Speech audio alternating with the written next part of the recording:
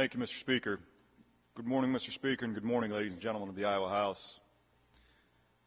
First and foremost, I must express my deepest gratitude to my wife, Evelise, and our daughters, Anna and Addie, for the support they give me and the sacrifices they must endure for me to serve in public office. I would also like to thank your loved ones who are here today, as well as back home, who make similar sacrifices that allow each of you to serve. For we all know that without the support systems that we have back home and the constituents who elect us, none of us would be able to do this job, nor endure the burden it places on each and every one of us.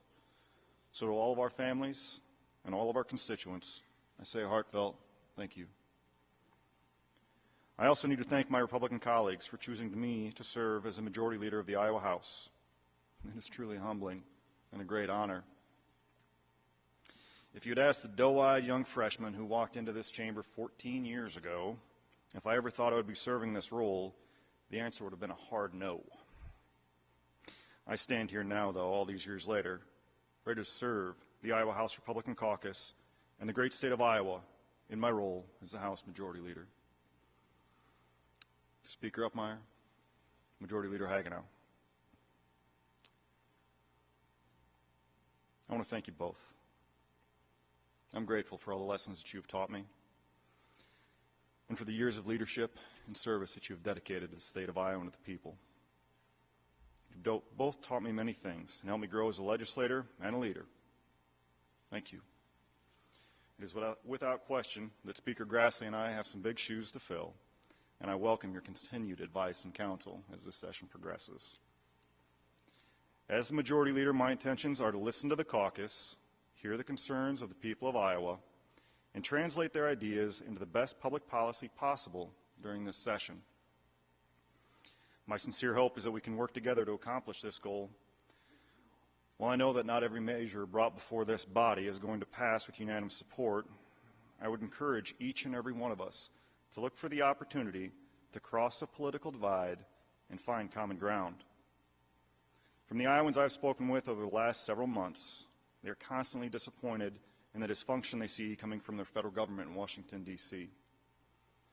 Fortunately for Iowans, they don't have to worry about that. Here on the state level, they've come to expect positive actions and results from this body and their state government.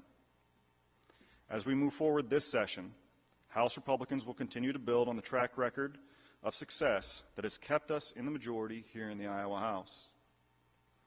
While I could stand here and deliver a message about specific policy pieces that should be accomplished, or go over our budgeting principles again, or give an extensive review of Chapter 724. That's the weapons chapter for those who don't know. Finally, I got a chuckle from somebody. I will instead simplify my message down to one guiding principle that should be at the forefront of every vote we take here this year. That principle is freedom.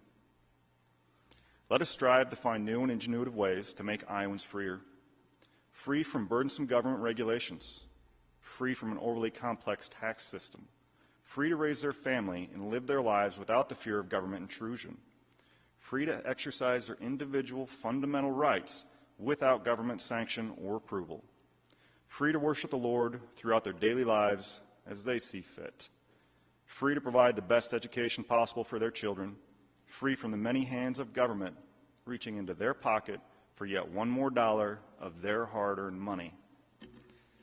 Yes, Iowa's in a great place financially, economically, educationally, and by many other metrics. But our work is not done.